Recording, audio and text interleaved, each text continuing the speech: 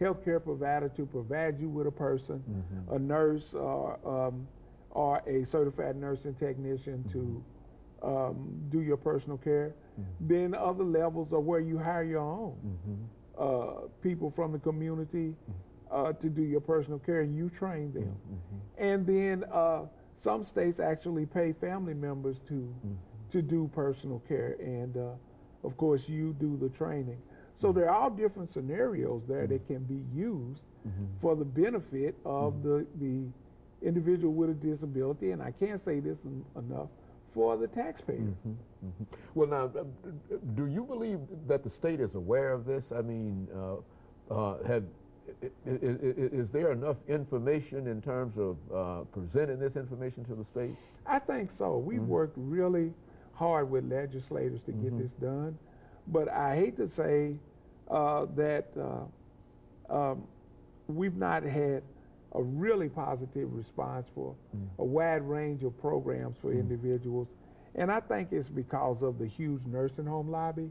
The nursing home industry spends tons of money every year to, in my estimation, suppress our efforts to put these programs into practice. Well, now, the nursing home industry would generally receive its money from Medicaid and Medicare. That's correct. And whatever, and so what you're suggesting is that perhaps because they're able to receive this $45,000 example as you used, they would rather keep you in the nursing home for $45,000 than to allow the government to pay $20,000 to keep you at home. Is that what you're suggesting? True. Well, that's not what I'm suggesting. That's what I'm saying emphatically. Is that that's what's going on. It's a nursing home state. The nursing home industry is just that. It's an industry. They're set up to make money, and that's all it is. And so I think that's why they're throwing up barriers to doing that. I think though, you know, they've used excuses like, you know, if they let too many people out of nursing homes, then, you know, it's going to cause them people to lose jobs, the caregivers and whatnot.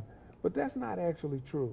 If a person lives in a nursing home, you've got one nurse taking care of 12 to 14 people maybe. But if you let a person live at home, it's going to create a whole new industry. Because now instead of having 1 on 12, you've got 1 on 1. So you're going to need more nurses and more nursing technicians. So it's actually going to create jobs for people.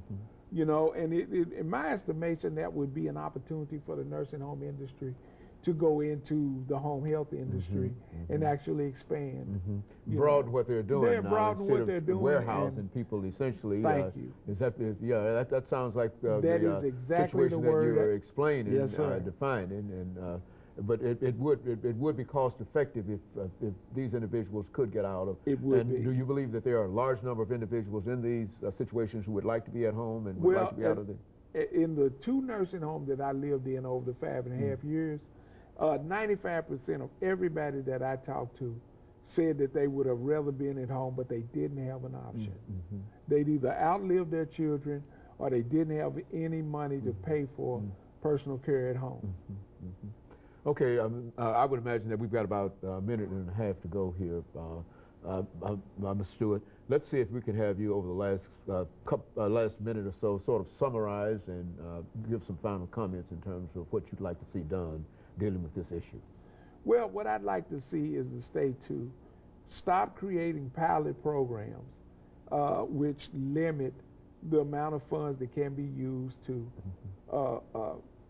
put these to do personal care.